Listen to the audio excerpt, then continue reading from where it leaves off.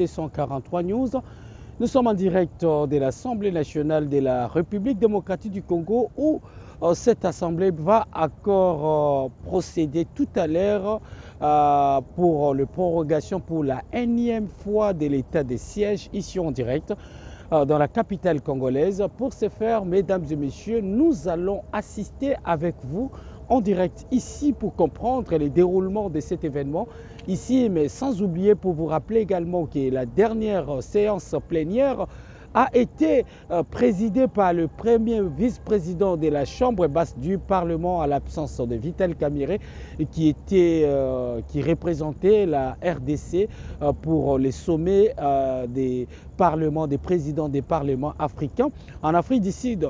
Et le dernier qu'il avait représenté comme ordre de préséance exige, le professeur Chilumbaï avait eu la pression du côté des députés nationaux issus de ces provinces qui sont sous l'état de siège, notamment la province du Nord Kivu, la province de l'Ituri, mais également à compassion avec ces deux provinces sous l'état de siège. Il y avait également la province du Sud Kivu ont rejoint leur voix et c'était une plénière qui était sans précédent. Aujourd'hui, nous allons voir comment l'habitué du perchoir de la Chambre basse du Parlement, le professeur Vital Kamerhe, va présider cette plénière. Nous allons tenter de comprendre sa sagesse dans les domaines parlementaires qui a plus déjà des 10 ans dans les domaines parlementaires. Nous allons d'abord suivre Vital Kamerhe. On y reviendra pour comprendre avec vous ensemble comment il a dirigé ou comment il va diriger cette plénière sous une tension sans précédent comme celle de la dernière plénière. Suivez.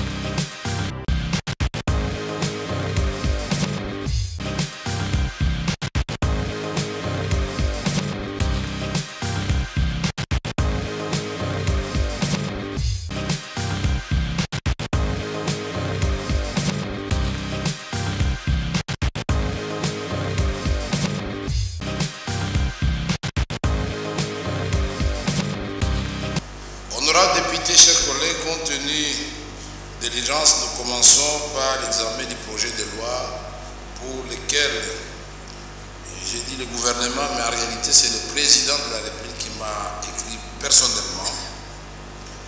Il a demandé au ministre en charge de la justice d'en assurer la défense.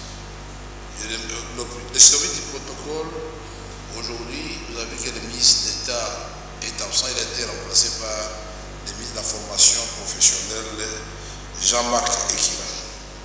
Monsieur le ministre, nous vous souhaitons la bienvenue et vous remercions pour votre disponibilité.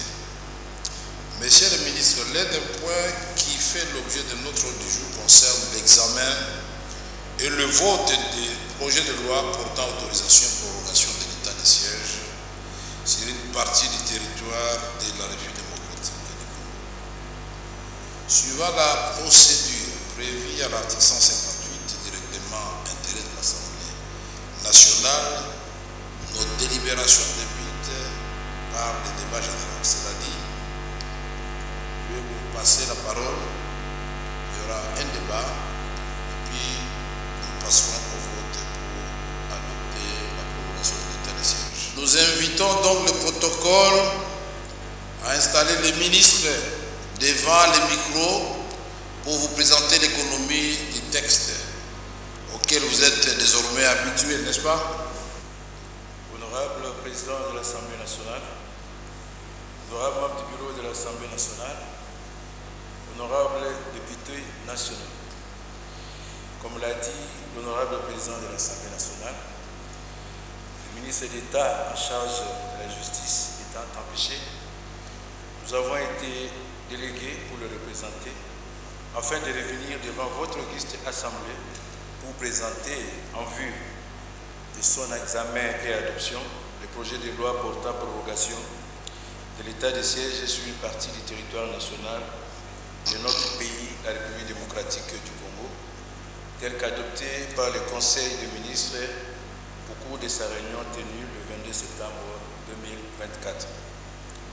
En effet, depuis plus de décennies, comme vous le savez, la partie est de la République démocratique du Congo, terre de nos ancêtres, est en proie à des atrocités multiples découlant de l'agression dont elle est victime de la part du Rwanda, ainsi que de l'activisme des groupes armés, tant locaux qu'étrangers, qui opèrent principalement dans les provinces de l'Uturi et du Nord Kivu.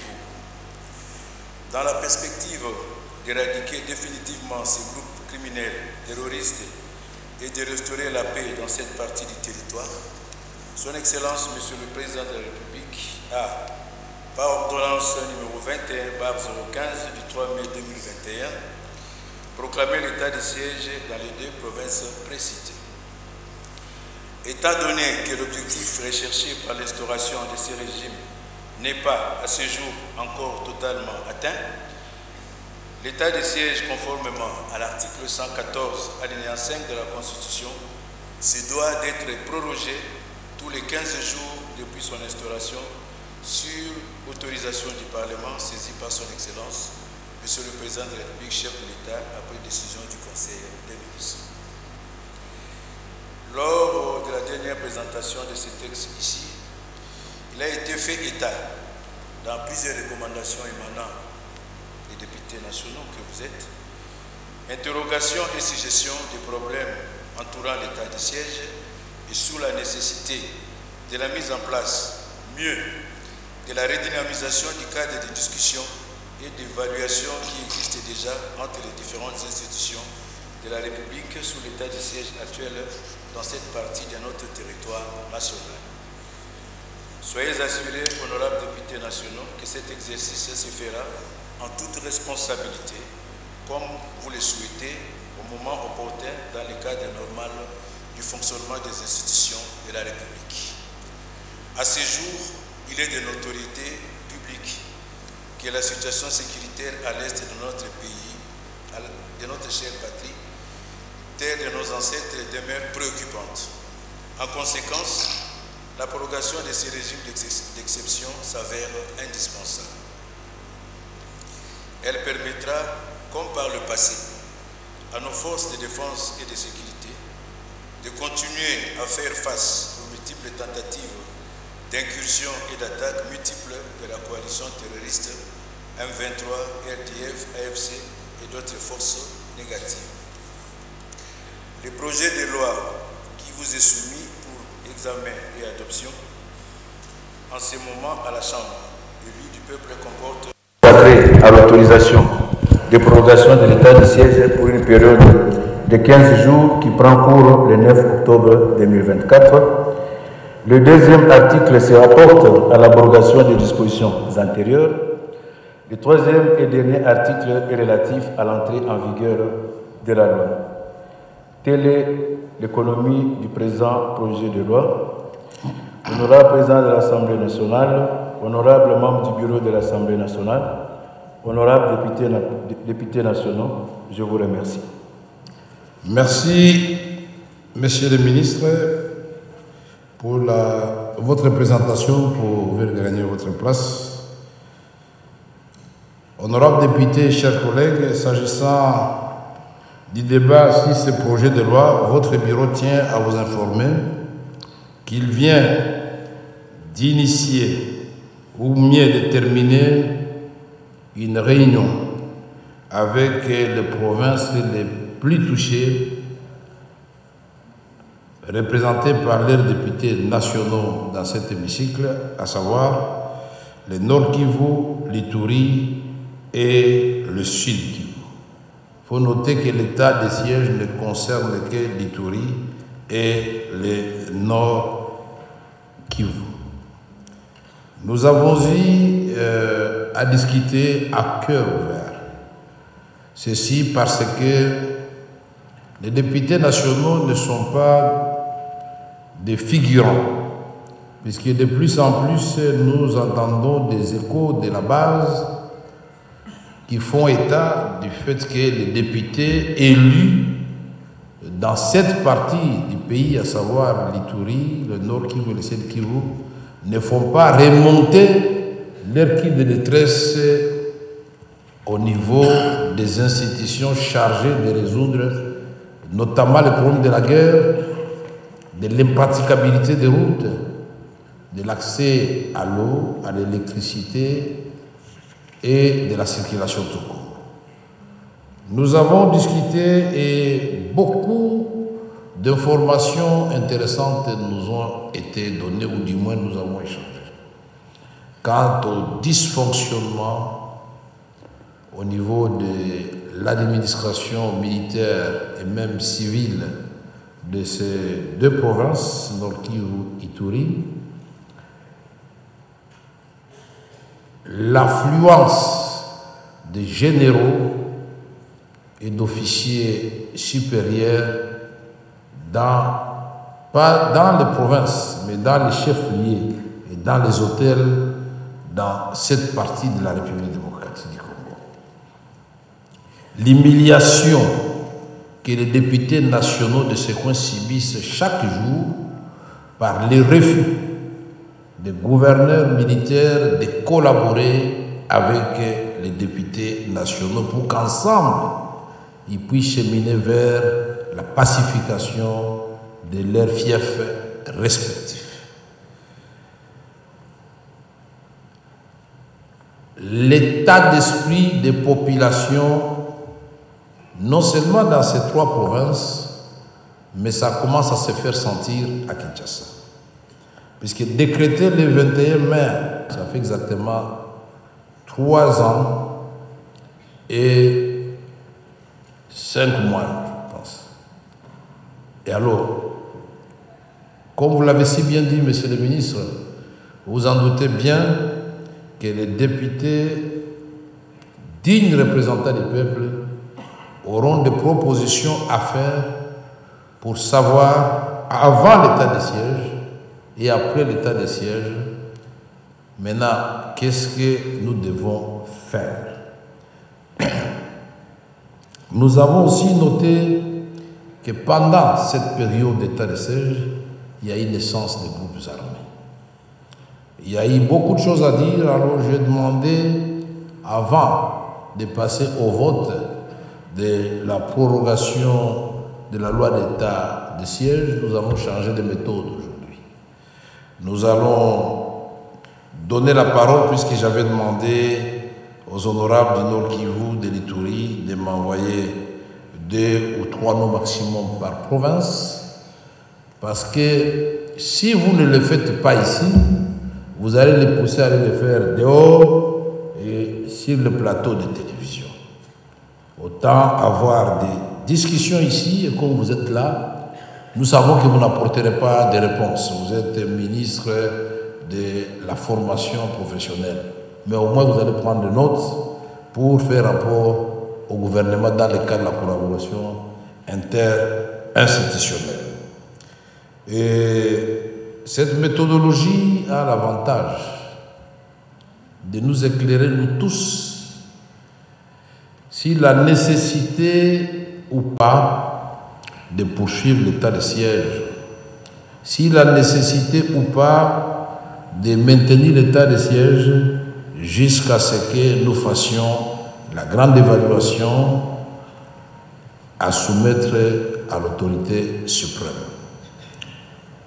J'ai dit en commençant que c'est le président de la République lui-même, chef de l'État, qui cette fois-ci, qui m'a adressé cette correspondance.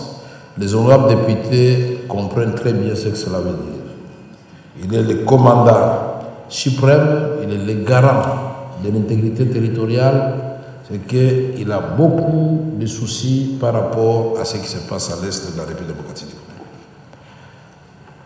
Sur ce, je vais demander, et j'ai vu que l'Ituri n'a pas envoyé de noms.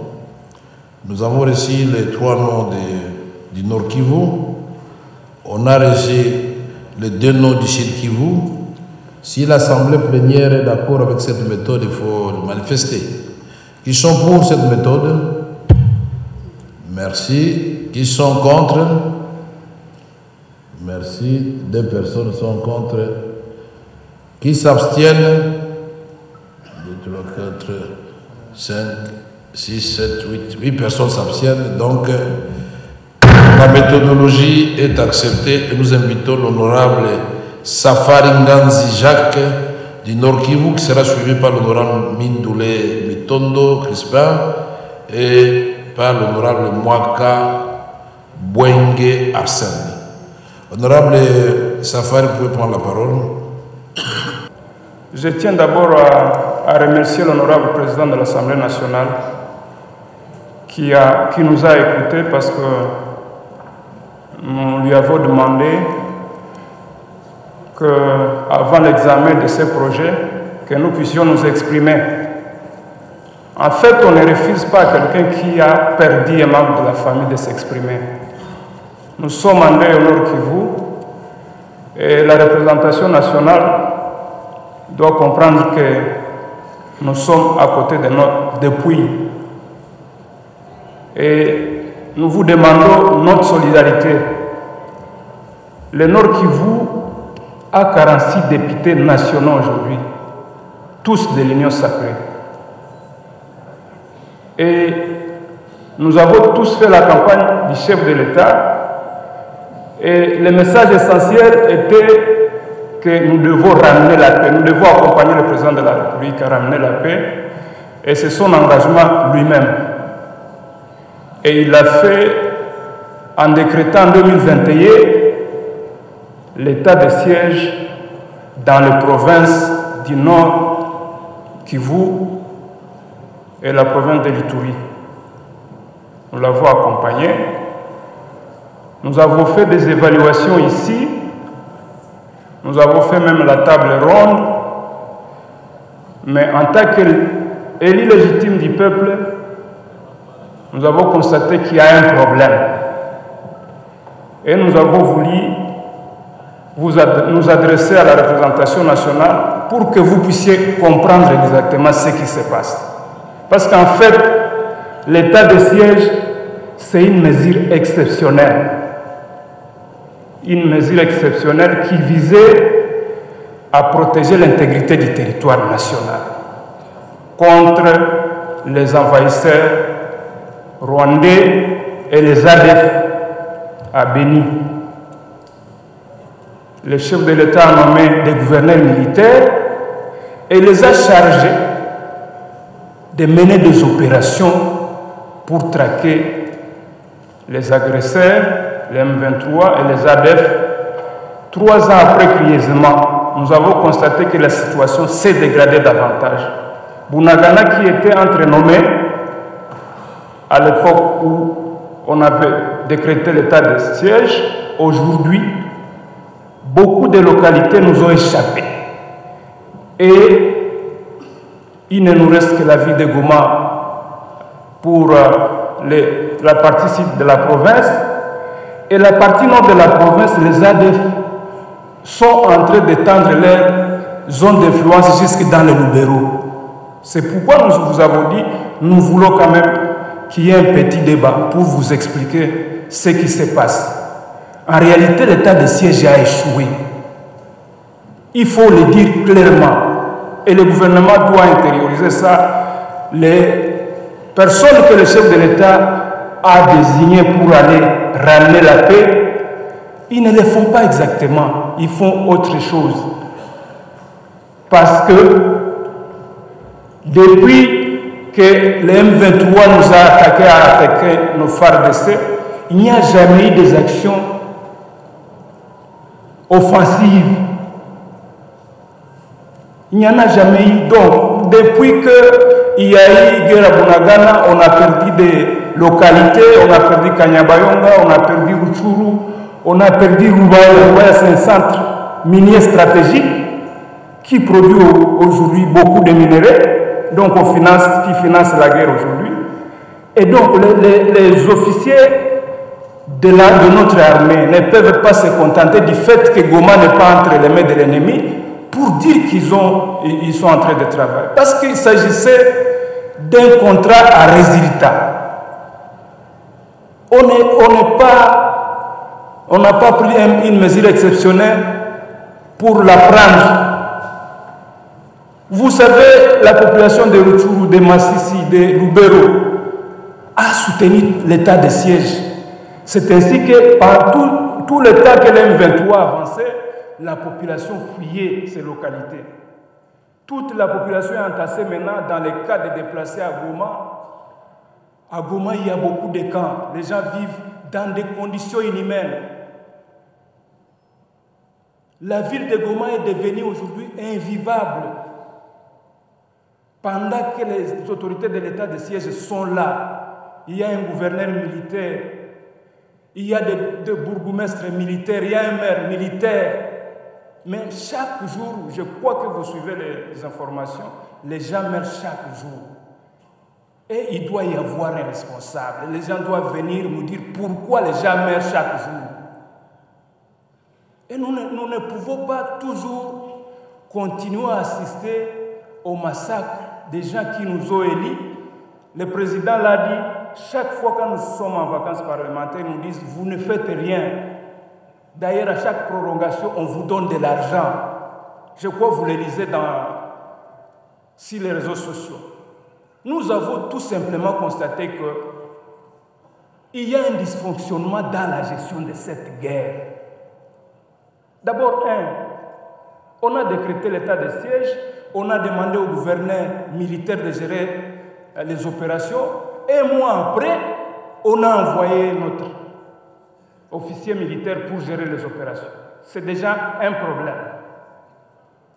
Et le gouverneur ne s'est contenté que de gérer les Ouazalènes, ce que nous appelons les VDP, et la gestion de la province.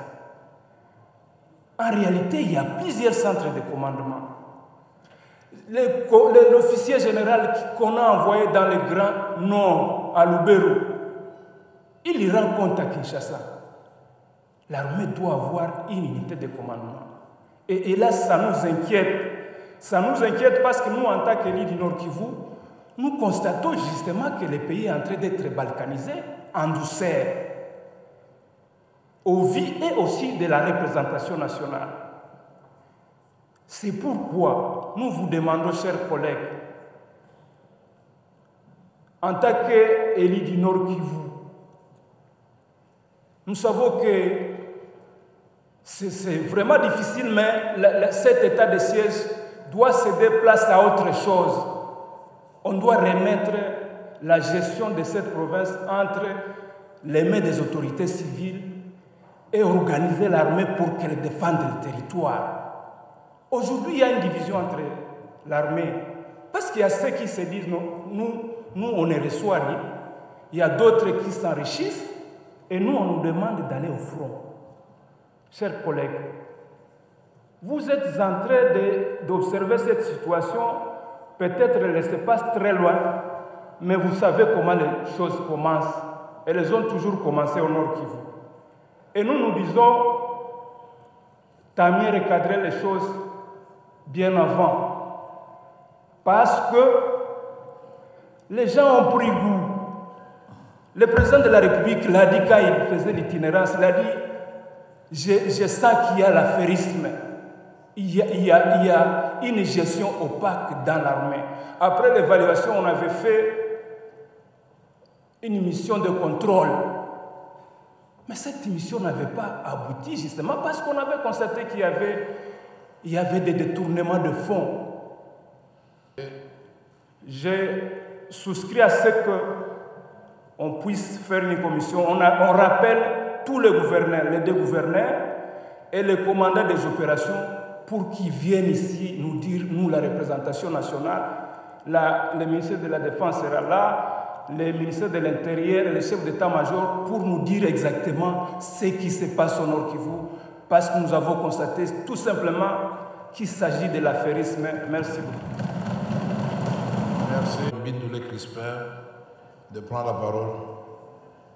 J'allais dire les sans objets après l'intervention de notre collègue Safari et surtout après les explications de l'honorable président. Mais je vais ajouter quand même quelque chose. Je m'étonne de voir le ministre de la formation professionnelle venir présenter le projet de loi de la prorogation sur l'état des sièges.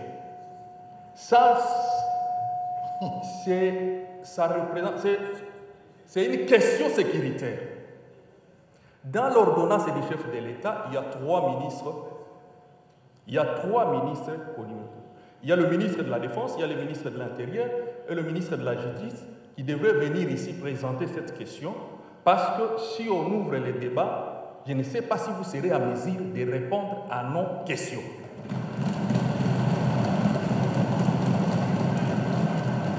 C'est quand même anormal que 3 ministres soient absents ici et on délègue un ministre qui n'a pas même lié avec la sécurité. Donc, ceci démontre qu'on ne traite pas la question de la sécurité avec rigueur. Mais monsieur le ministre, vous venez demander la prorogation de 15 jours. On vous a accordé le mois passé 15 jours. Qu'est-ce que vous avez fait avec ces 15 jours? Et vous venez solliciter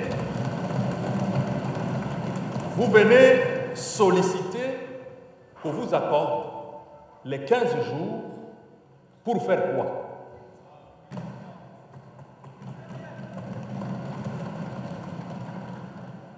Honorable Président, vous allez comprendre qu'on a déjà vidé de la quintessence l'état des sièges. Si vous lisez l'ordonnance présidentielle numéro 21/015 du 3 mai 2021, dans cette ordonnance, le chef de l'État attribue la conduite des opérations au gouverneur des provinces. Exact.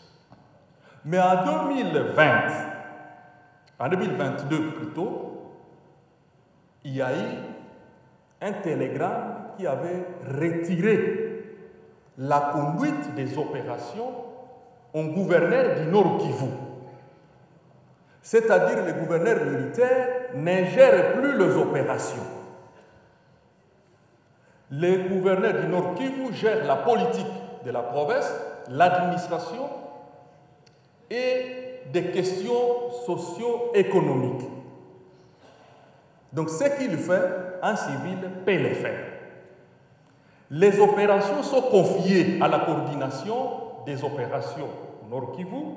On a pris le commandant de la région militaire qui conduit les opérations. Si vous allez dans toutes les villes du Nord Kivu, là où il y a les gouverneurs, et il y a les maires militaires et policiers, ces maires n'ont pas l'attribution de conduire les opérations. Ils gèrent comme tous les civils, comme tous les autres. Et c'est ce qui fait que la guerre continue parce que c'est lui qui a le gouverneur, on l'a nommé par l'ordonnance, on l'attribue les opérations. L'état-major général retire les opérations dans ses attributions. Alors il devient comme tout civil, tout citoyen, tout autre administratif. À quoi sert de garder cet état de siège qu'on a déjà vidé des substances. Donc, honorable président, il faut faire l'évaluation. Je suis d'accord qu'il faut évaluer cet état de siège. Il y a des millions, des millions de dollars qui sortent de Kinshasa comme frais de fonctionnement de cet état de siège. Mais ces millions sont consommés ici à Kinshasa. Je prends le cas de 33 millions. 33 millions de dollars qu'on avait affectés à 2021. Mais lorsque nous avions fait l'enquête avec l'ancienne commission de défense et sécurité, la commission permanente, nous avions remarqué que sur les 33, il n'y avait que 4 millions qu'on avait transférés au Nord Kivu et que les restes avaient disparu entre Kinshasa et Goma. Honorable Président, il y a nécessité de faire une commission d'enquête sur les fonds destinés à l'état de siège. Et quand nous allons commencer cette enquête, vous allez voir, même ceux qui sont là comme des autorités de l'état de siège, ils vont commencer à demander à ce qu'on les relève. Je suis curieux, honorable président, lorsque on a mis le nouveau gouverneur qui était en opération au Nord Kivu. J'avais pris le courage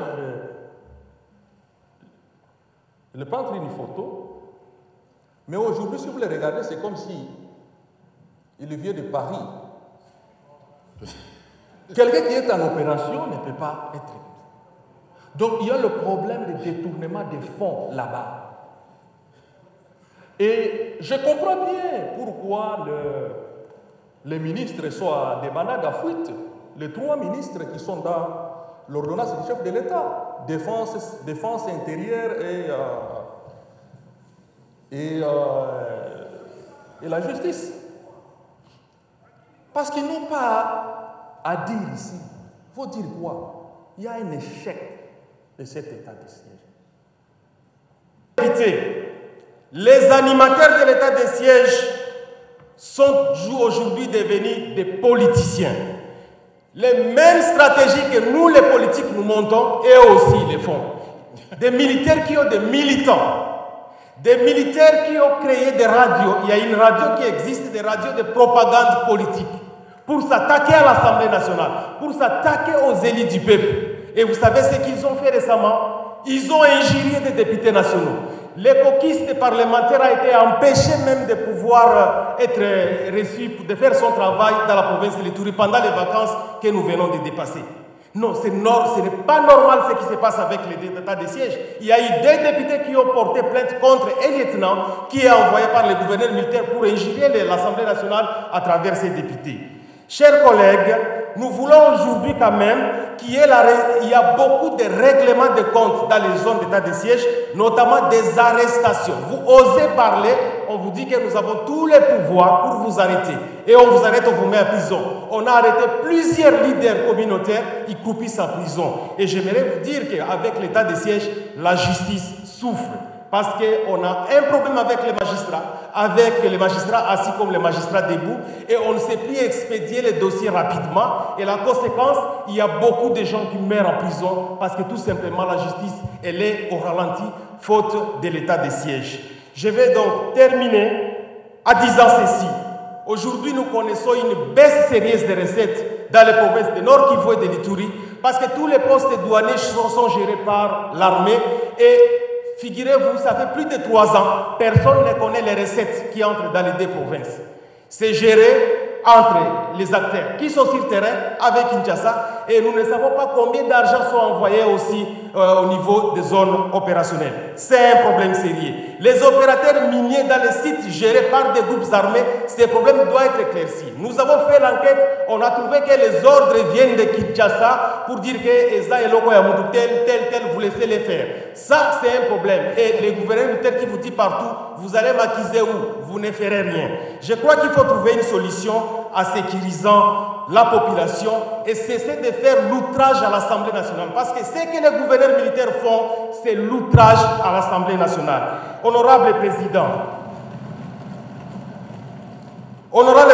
nous voulons aujourd'hui que vous puissiez restaurer l'image de l'Assemblée nationale, qui est la deuxième institution de la République et qui doit être respectée après les chefs de l'État. Nous sommes des élus du peuple, des élus légitimes.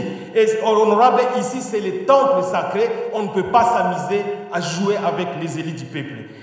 Les députés, nous sommes tous unis et nous avons demandé à ce qu'il y ait une commission d'enquête, qu'on associe les collègues de toutes les 26 provinces, si on peut envoyer un représentant, et qu'on aille là où il y a des problèmes, s'il faut aller dans les territoires, la municipalité va nous faciliter avec des hélicos et tous les enjeux possibles, et la sécurisation avec nos éléments de forces armées congolaises, avec des drones, qu'on voit la réalité et qu'on fasse un débat afin qu'on trouve la réalité de ce qui s'est passé. Pourquoi? Parce qu'on nous a sali, nous, de l'Est. On nous a sali pourquoi? Il y a eu justement ces acteurs invisibles qui sont des animateurs de l'état de siège qui disent que non, c'est vous les députés de l'Est qui avez des groupes armés. Et c'est comme ça qu'on a commencé ici à donner des décisions sur l'état de siège sans pouvoir faire intervenir les députés de l'Est. Et vous savez cette fameuse phrase, quand on disait quitter les groupes armés, c'est justement parce que nous avons été exclus de tous les processus.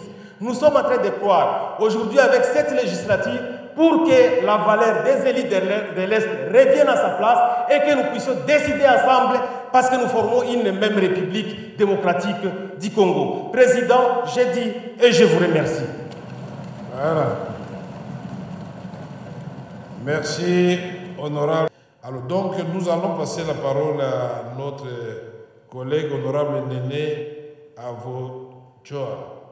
Vous voyez que vous aurez la parole, vous avez la parole maintenant. J'ai eu peur, j'ai cru qu'il y a eu une motion contre moi. Vous avez la parole. Oui. Honorable Président, honorable membre du bureau, honorables chers collègues, je prends la parole pour vous présenter exclusivement les aspirations de nos électeurs, notre population, mon peuple. Honorable Président, notre population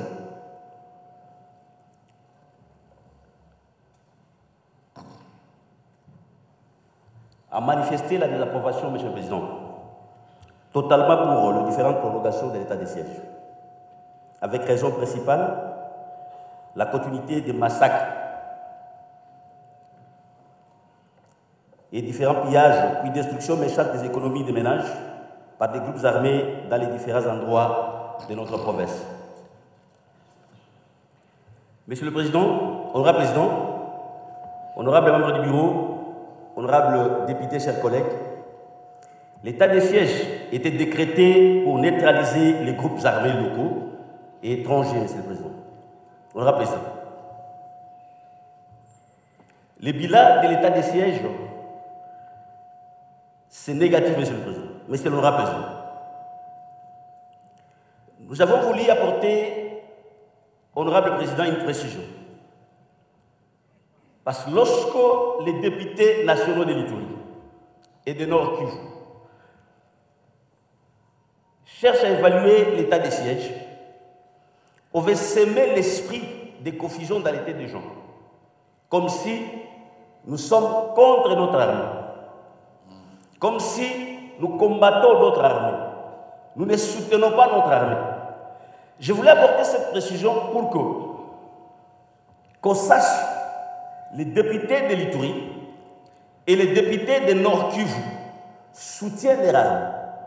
Mais ce que nous ne voulons pas, ce que nous demandons, c'est seulement la levée de l'état de siège. Et c'est ce qui pose problème, honorable président. L'état de siège a été décrété en 2021. Et vous constaterez avec nous, pendant tout ce temps, le massacre continue toujours. En Ituri, n'en parlons pas parce que le massacre continue. Le jour où nous étions ici pour la prorogation de l'état de siège, honorable président, on a tué 9 personnes chez nous. Je vais vous donner un exemple très simple. Nous venons récemment d'une mission avec le VPM de la Défense. Nous arrivons à Bunia. J'étais personnellement hébété. Qu'est-ce qui va se passer? Le ministre arrive et dans le programme du gouvernement provincial, on dit le ministre va aller voir la voirie urbaine. Nous nous sommes posé des questions. Est-ce que c'est un ministre des infrastructures? Ou c'est un ministre de la Défense? Une question importante qui touche la République. Mais dans le programme du gouverneur, on vous dit, écoutez, le ministre va aller visiter la voirie urbaine et après il va rentrer, il va aller se reposer. Une confusion absolue, monsieur l'honorable président. Honorable président, l'état de siège n'a pas atteint l'objectif pour lequel il a été décrété. Et vous allez comprendre que l'état de siège est vidé totalement de sa substance.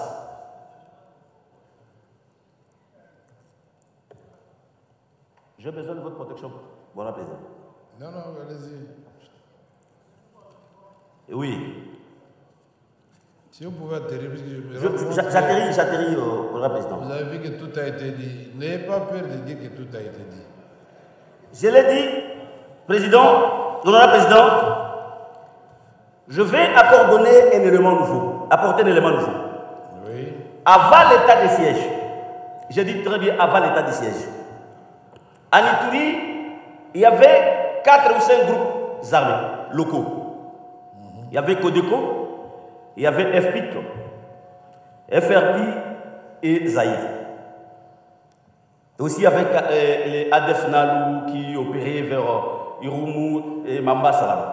Mais aujourd'hui, avec l'état de siège, honorable président, nous avons 10 ou 9 groupes armés. Entre autres Codeco, Mapi, Chiniatuna, Zahir Mazembe, Maï Kifagio, Maï Mazembe.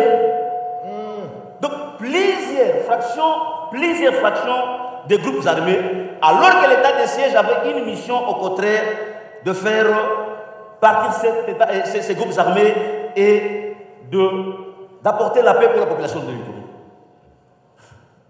Honorable président, honorable membre du bureau, honorable députés et chers collègues, la question de l'état de siège, comme les collègues l'ont dit, nous devons comprendre que notre population est massacrée sérieusement. On tue notre population au vu et au su de l'état de siège. Et personne n'a parlé. On fait semblant, on cherche à faire croire que tout marche très bien en Ituri et au Nord Kivu.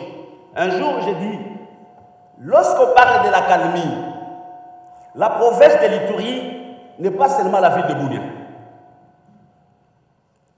Parce que la province de l'Ituri constitue 5 territoires. Le territoire de Mambasa, le territoire d'Irumu, le territoire de Njougou, le territoire d'Aru et le territoire de Mahagi. On tue les gens chaque jour chez nous. Goma ne constitue pas seulement le Nord Kivu. Parce qu'on fait semblant comme si tout marche très bien. Alors qu'on tue les gens chaque jour. Honorable président, aujourd'hui, tous ceux militaires que vous voyez, que nous soutenons, quelques-uns, parce qu'il ne faut pas parler de l'FARDC en général, qui sont là-bas, sont devenus des commerçants. Il y a des véhicules qui quittent Bunia régulièrement ici, à Kinshasa, 15, 10, 27, 25, 30. C'est une question de business que les gens font là-bas. Et quand vous voulez parler de cette histoire, la question de l'état de siège, il faut qu'on vous arrête. Les collègues sont là, même nos collègues de Kisangani sont là. Nous avons vu comment, dans une réunion avec le VPM, le gouverneur militaire s'adresse aux députés. Et je me pose la question, même la notion élémentaire de préséance, parfois les gens oublient. On s'adresse aux députés comme de petits garçons de course. Nous étions là, honorable président, avec nos collègues de la CHOP. Ils ont vécu ce que nous disons ici. Alors que là, le député national est préséant au gouverneur, il est préséant au ministre. Honorable président, honorables membres du bureau et chers collègues, nous devons mettre fin à ce phénomène qui est vidé de sa substance. Si réellement nous avons besoin de notre population, parce qu'aujourd'hui nous sommes en difficulté, et le collègue honorable docteur Penemba l'a dit, nous sommes en difficulté avec notre population. Pourquoi? Parce que nous n'arrivons pas à présenter l'aspiration profonde de notre population. Et ça, c'est un danger. Je suis d'accord avec ce que les collègues ont dit.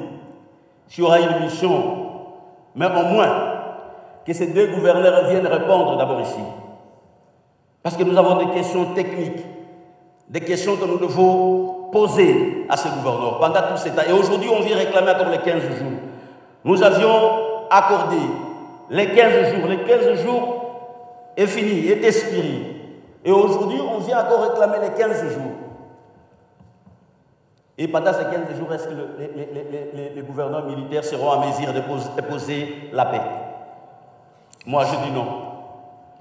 C'est une manière, tout simplement, de distraire la population, une manière tout simplement de distraire les élus du peuple. Et ça nous met en difficulté avec notre population. On massacre la population, on tue la population régulièrement et chaque jour. Merci, président. Vous avez déjà dit les saisons. Pour chiter. Vous avez déjà chité, on vous a applaudi. Maintenant, oui, honorable président, pour chiter, je voulais tout simplement dire ceci. Chez nous, en Djoug, honorable président, il y a des fosses communes. Plus de 12 ou 13, 14 fosses communes.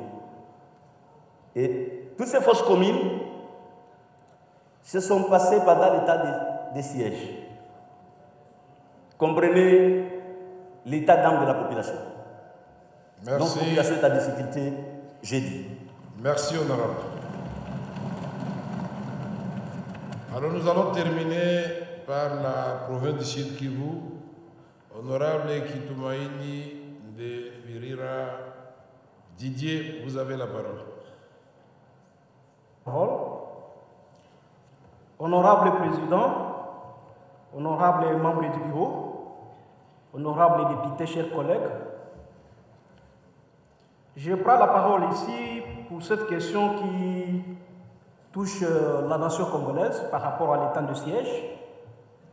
Au regard de la réalité sur le terrain, l'état de siège a démontré ses limites. Il a été vidé de toutes ses substances.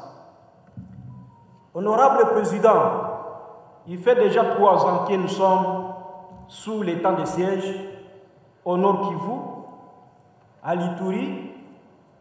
Je vois à côté le Sud Kivu qui est aussi victime des défis de cet état de siège. Mais jusque-là, aucune localité n'a jamais été récupérée. Honorable président, vous allez vous rendre compte que le temps de siège, c'est un moyen d'enrichissement. Et la coordination du commandement se partage le moyen et le temps de besoin de la guerre qui est de l'état de siège. Tous les jours, le Sud Kivu reçoit les déplacés qui vivent dans les conditions déplorables. Ils vivent comme des réfugiés dans leur propre pays. Remercions grandement les Wazalendo qui se battent sur la ligne de front sans attendre de quelque chose ni aucun frappe pour leur subsistance. La tragédie des noyades survenue sur le lac Kivu en date du 3 octobre 2024. C'est une tragédie qui a coûté la vie de plusieurs de nos concitoyens. Et au-delà de l'inefficacité des services laquistes, il y a également la conséquence de la coupure de la route par le M23, et c'est la route nationale numéro 2 qui relie Minova à la ville de Goma. J'ai quelques recommandations à soumettre, honorable président. Merci. La première recommandation, c'est de voir le commandement de la guerre au nord Kivu à l'Ituri est bien structuré. Parce que jusque-là, on ne sait pas qui fait quoi pendant cette guerre de l'état de siège. Deuxième recommandation, c'est de mettre en place une commission pour enquêter sur la situation sur terrain. Parce que nous sommes ici à Kinshasa, mais sur terrain, il y a d'autres réalités. Et cette commission doit essayer de démontrer toute la réalité de la situation qui se passe sur terrain. J'ai dit. Merci Didier. Merci beaucoup. Merci honorable. J'espère que l'honorable Itakuira risque de prendre beaucoup de villes. Honorable Moutiki, brièvement, dites-nous votre contribution. Honorable Président, honorable membre du bureau, distingués députés et chers collègues. 3 mai 2021, 7 octobre 2024, le bilan de l'état de siège est largement positif pour certains animateurs et politiciens ici à Kinshasa, mais très négatif pour la population congolaise. Honorable Président, c'est chaque jour qui passe que nous décrions l'insécurité sur terrain au nord Kivu, au sud Kivu et l'Ituri. Au sud Kivu, nous respirons les effets de la guerre, de tout ce qui se passe au nord Kivu et à Ituri, parce que nous sommes des provinces voisines. Honorable Président,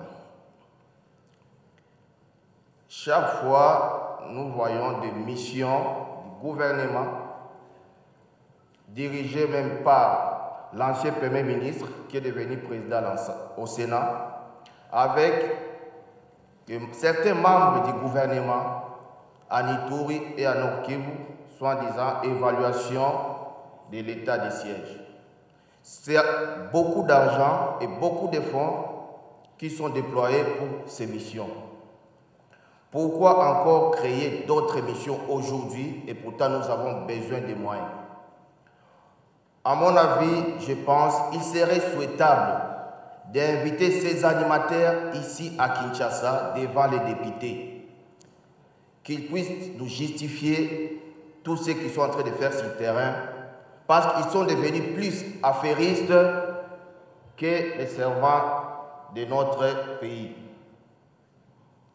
À part les animateurs de l'état de siège sur terrain à Ituri et au Nord Kivu, il y a certains ministères concernés par la coordination de l'état de siège président.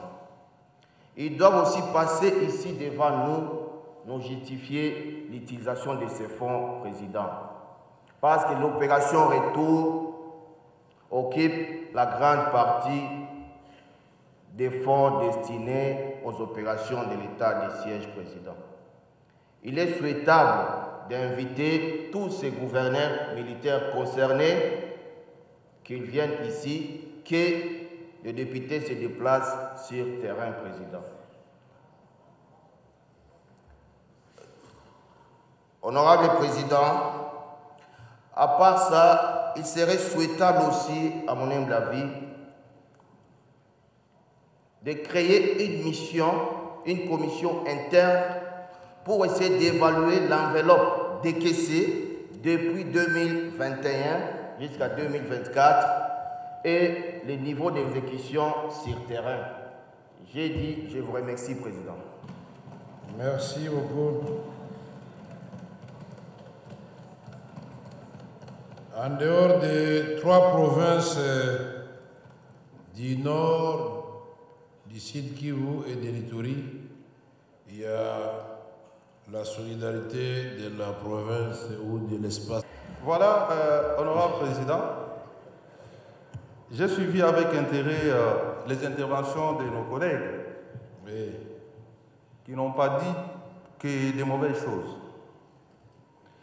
Et je comprends lorsqu'ils parlent, c'est dans leur chair qu'ils parlent. Parce qu'ils sont ressortissants de ces coins du pays. Parce qu'ils ont des familles qui y vivent. Parce qu'ils ont des intérêts sur place. Mais cela ne nous laisse pas indifférents. Nous qui ne sommes pas ressortissants de ces coins. Honorable Président, à la mesure de l'instauration de l'état de siège n'a pas été prise de bon cœur. Cette mesure n'a pas été prise pour enrichir des gens, quand bien même que la pratique sur terrain peut révéler qu'il y en a qui en tirent profit et qui se font de l'argent. Cette mesure a été prise par les chefs de l'État pour soulager nos populations de ces coins. Parce que, à son niveau, les chefs agissent, prennent des décisions en fonction des renseignements. Je dis renseignements, ce qui est différent d'information. C'est donc sur base des renseignements à sa disposition que le président de la République a pris cette mesure malgré lui. En prenant la mesure, il en connaissait les conséquences. La première conséquence, c'est la restriction de la liberté de nos compatriotes. Alors que nous nous sommes battus des années pour que la liberté de chacun soit garantie. Mais en prenant cette mesure, c'est comme qui dit, un enfant malade, on lui administre une piqûre, ça lui fait mal, mais c'est pour sauver. J'ai dit ceci pour rappeler aux amis qui ont parlé avant moi que tout n'est pas que mauvais. Tout n'est pas que mauvais. Je vous ai dit que j'ai géré pendant une période de la sécurité de ce pays. Je peux vous rassurer, chers collègues, que l'État, s'il vous plaît, soyons tolérants, soyons tolérants, soyons tolérants. Je peux vous rassurer que l'état de siège contient aussi des points positifs. Parmi ces points positifs, nous avons compris combien nous avons été infiltrés. Parce qu'avant l'état de siège, nous avions beaucoup d'ennemis qui étaient parmi nos services. Et l'état de siège a permis à les déceler. On peut compter ça comme l'un des points positifs de l'état de siège. C'est qu'il faut, j'entends des gens dire que depuis que l'état de siège existe, nous avons perdu plusieurs territoires. Vous avez raison. Mais n'oubliez pas que nous sommes victimes de l'agression rwandaise et que chaque fois que le Rwanda décidait d'attaquer notre pays, il suffisait de 2 semaines pour arriver à Goma. Aujourd'hui, nous comptons plus d'1 année. Ce n'est pas une situation pour laquelle nous devons nous applaudir, mais ça montre ça montre qu'il y a une volonté de résister au Rwanda et que nous devons continuer à faire confiance à notre armée et aux institutions, donc au gouvernement de la République qui prend cette mesure. Je pense que nous allons arriver au bout de cette agression étrangère. Voilà, honorable président, ce que je voulais dire. Merci, honorable. Je note tout simplement que les amis sont intolérants. Mais merci, honorable, pour votre contribution. Président, vous avez coupé? Non, je n'ai pas coupé le micro. Vous pouvez continuer. Donc, je voudrais apporter ma voix à la vôtre pour marquer ma solidarité avec nos compatriotes de l'Est et que nous devons tous conjuguer les efforts pour arriver au bout de cette agression. Je vous remercie. Merci beaucoup, honorable Peter. Voilà, vous êtes content. L'objet principal de l'état de siège, c'était de mettre fin à l'insécurité dans toute la partie est de notre pays et que nos populations vivent en paix. On ne peut pas lever cette mesure maintenant. On doit d'abord l'évaluer parce que ça, ce serait épidermique de notre part. Nous allons donc aujourd'hui, après ce débat poulet, et considérer que tout ce que vous avez fait là, ce sont des amendements qu'on ne va pas mettre malheureusement dans la loi portant prorogation, mais ça va être dans les dossiers de l'actualisation des résolutions que vous aviez déjà faites auparavant, et que cette question n'est pas seulement la question du nord, du sud, Kivu et de l'Ituri, mais c'est une question d'importance nationale. Qui sont pour? Merci. Le projet de loi portant prorogation de l'état de siège est adopté et donc l'état de siège est prorogé pour 15 jours. Une fois pour la parole, je vais vous amener à l'article 97 de notre règlement intérieur. Ça dit ce qui suit, honorable président. Le vote est individuel. Les votes sont soumis soit par appel nominal ou à haute voix, soit à main levée, soit par assis élevé, soit par bulletin secret, soit par procédure électronique. Les votes peuvent également être émis par un procédé technique donnant plus de garanties. Honorable Président, l'alinéa 3 dit ceci. Sur l'ensemble des textes de loi, le vote intervient par appel nominal et à haute voix. Et à ce moment ici, je me dis qu'on n'a pas encore voté la loi de prorogation de l'état de siège. Parce que, honorable président, il s'agit d'une loi. Merci, monsieur. Mesdames et messieurs, vous venez de suivre également ici en direct avec la sagesse du professeur Vital Kamerhe comme speaker de la Chambre basse, qui vient de diriger cette plénière. Mais nous allons vous laisser suivre parce qu'il a fallu faire l'unanimité avec tous les députés nationaux et spécialement ceux qui sont des provinces sous l'état de siège ainsi qu'une province en solidarité avec deux provinces qui sont sous état de siège.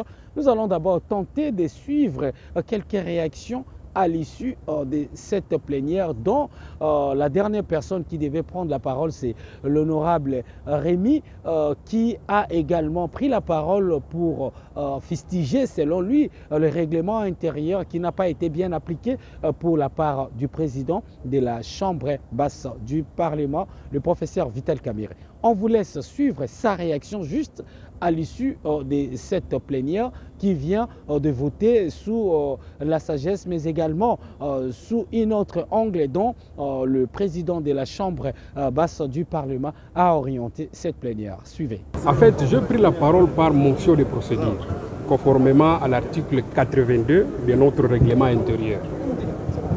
Comme vous le savez, lorsque nous examinons une loi, que ce soit une loi de prorogation, une loi d'habilitation, nous devons terminer toute la procédure. Mais il y a une violation flagrante de notre règlement intérieur, dans le sens où, lorsque le ministre a présenté la loi, il fallait qu'il y ait débat. Ça a été fait.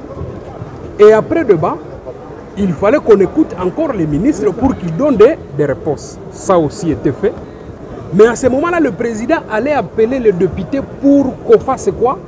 Pour qu'on reçoive d'abord la loi au niveau de l'Assemblée, au niveau de la plénière. Ça a été fait. Mais curieusement, le président considère que la recevabilité de la loi devient automatiquement l'adoption de la loi qui était sous examen. Ce qui viole effectivement l'article 97 de notre règlement intérieur. Allez lire. Qu'est-ce que cet article dit? Que lorsqu'on examine la loi, on passe au débat comme je l'ai dit, et puis comme c'est une loi de prorogation, on devrait examiner article par article, y compris son exposé des motifs. Mais ça n'a pas été fait. On a procédé d'une manière cavalière pour montrer que c'est toute l'Assemblée qui a fait quoi? Qui a prorogé. Or que vous savez que chacun a son opinion. Moi, j'allais voter contre l'état de siège parce que je ne suis pas pour que ça continue à être prorogé. Mais là, je suis bloqué. Comment je vais exprimer cette voix de dire que non, j'ai voté contre? Parce qu'effectivement, l'article 97 a été violé. Et si vous lisez l'article 97, comme c'est une loi entière qui devrait être votée, on devrait passer par vote nominal, ce qui n'a pas été fait. Et par conséquent, vous vous rendez compte que c'est comme si toute l'Assemblée nationale a voté pour la prorogation de l'état de siège, alors que c'est faux. Il y a de ces députés-là, si on allait passer à cette procédure ici, ils allaient s'exprimer, soit non, soit pour, soit contre. Et il y a violation flagrante de notre règlement, et fort malheureusement, ça se fait par le président de notre chambre. Et ça, c'est trop dangereux. Et on ne peut pas accepter que nos propres règlements, nos propres lois qui nous régissent ici à l'Assemblée nationale soient encore violées par nous-mêmes députés. C'est inacceptable. C'est une question, c'est une loi. C'est la loi de prorogation. Dès lors que c'est une loi, on devrait respecter toute la procédure. Et l'article 97 est très bien clair là-dessus. Et c'est un règlement actualisé.